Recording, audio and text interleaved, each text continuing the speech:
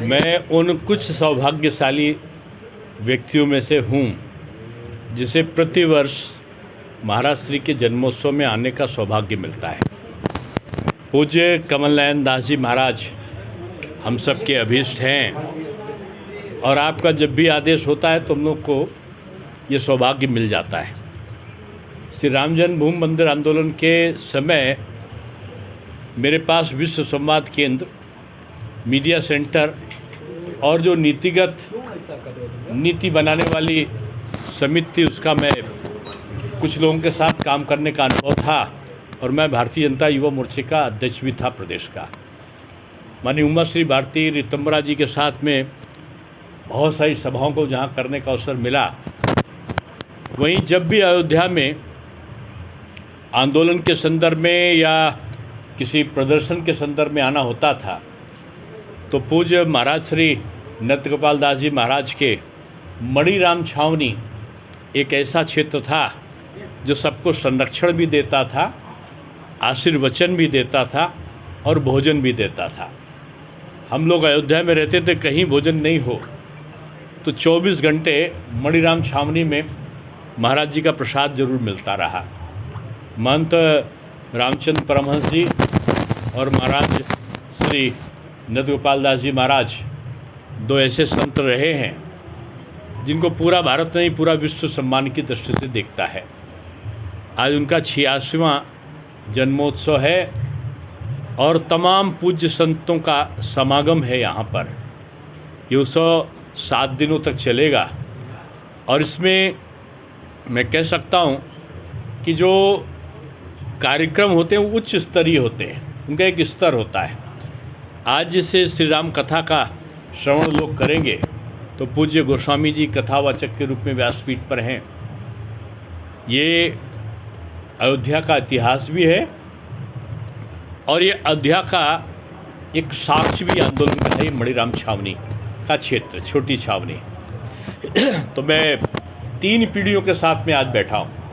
पूज्य नृत्य गोपाल दास जी महाराज यहाँ के पीठाधीश्वर हैं, महाराज जी उत्तराधिकारी हैं और आपके उत्तराधिकारी आप पूज्य महेंद्र जी हैं। तो मैं कह सकता हूँ कि संतों का जहाँ संत है वहाँ बसंत है और जहाँ बसंत है वहाँ आनंद है। संत भारत की आत्मा है, भारतीय संस्कृति का प्रतीक है और जहाँ संतों की चलती है वहाँ निश्चित रूप में सुख, शांति और समृद्धि का वास होता है। तो आज एक योग अंतर्राष्ट्रीय योग सम्मेलन में भी आना हुआ मेरा। उसमें योग प्रशिक्षकों का एक कार्यक्रम था बहुत बड़ा और उसमें पूरे देश से और विदेशों से भी योग प्रशिक्षक शिक्षक आए थे। उससे पहले श्री राम जन्मभूमि मंदिर का दर्शन करने का सौभाग्य मिला, हनुमानगढ़ी का दर्शन करने का सौभाग्य मिला और अब महाराज श्री का सानिध्य प्राप्त हुआ है। आप अभी जो पूछ रहे थे दे दूं। आप कह रहे थे कि लश्कर तोयबा और जैसे मोहम्मद इन लोगों ने धमकी दी है।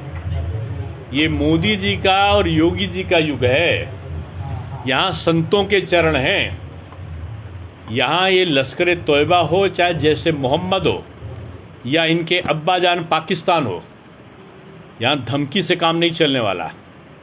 यहाँ हर व्यक्ति में शौर्य है और ऐसे आतंकवादी अब तो आते हैं अगर तो आतंकवादी यहाँ से बिरयानी खा के नहीं जाते, यहीं पर हमारे सुरक्षा बलों की गोलियों से मारकर जहन्नुम में जाते हैं।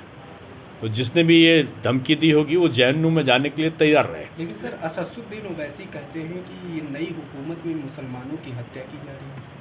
उनको अभी पता ही नहीं है कि भारत ही एक ऐसा देश है पूरी दुनिया में जहाँ पर मुसलमान शांति से और सम्मान से जी रहा है। हिंदुओं से कभी किसी भी जाति और धर्म को खतरा हो ही नहीं सकता। हिंदू कभी आतंकवादी नहीं होता और कभी आतंकवादी हिंदू नहीं हो सकता। इसलिए अगर वो ओवैसी जी को शायद ये शब्द कहने से पहले हिंदुओं के धर्म ग्रंथ को पढ़ना चाहिए। और राष्ट्रीय स्वयंसेवक संघ के इतिहास को जानना चाहिए। राष्ट्रीय स्वयंसेवक संघ भारत की आत्मा है और आत्मा राष्ट्र का निर्माण चाहती है, राष्ट्र का विध्वंस नहीं चाहती। विध्वंस ओवैसी ऐसे लोग की भावना हो सकती है, राष्ट्रीय स्वयंसेवक संघ की भावना नहीं हो सकती। यहाँ सभी जीवों तक के, प्राणी तक के, पशु पक्षी तक की रक्षा की भावना का व्रत लेता है राष्ट्रीय स्वयंसेवक संघ। तो जीव हत्या तो उसके किसी भी शब्दकोश में है ही नहीं।